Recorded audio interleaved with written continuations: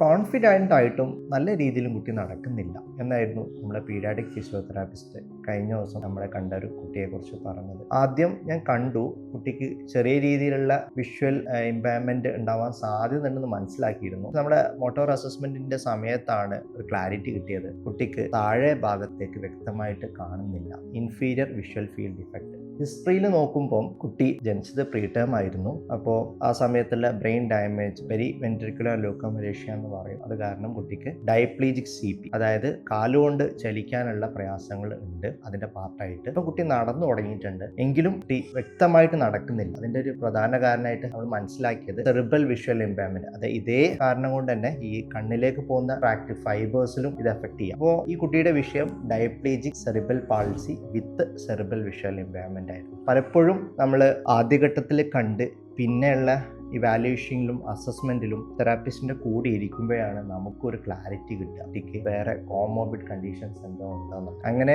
നമ്മൾ അസ്യൂം ചെയ്ത പോലെ തന്നെ നമ്മൾ പീഡിയാട്രിക് ഒഫ്താൽമോളജിസ്റ്റിനെ റെഫർ ചെയ്തു. അവർ കുട്ടീനെ കണ്ടു, സെറിബ്രൽ ഇമ്പയർമെന്റ് ആണെന്ന് കൺഫേം ചെയ്തു. കുട്ടിയുടെ ഇൻഫീരിയർ വിഷ്വൽ ഫീൽഡിന് വേണ്ടിയിട്ടുള്ള പർട്ടിക്കുലർ ആയിട്ടുള്ള സ്ട്രാറ്റജീസും സ്റ്റെപ്സും അതേപോലെ സ്പെക്സും ഒക്കെ സ്റ്റാർട്ട് ചെയ്തു. കുട്ടി ഇപ്പം ഇംപ്രൂവ് ചെയ്ത് വരുന്നുണ്ട്.